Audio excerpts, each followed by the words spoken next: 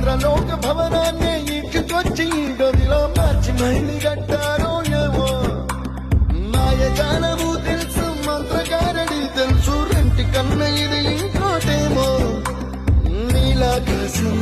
నేలాకొస్తే ఇట్టాగే ఉంటాదో ఏమో ఈ సంతోషం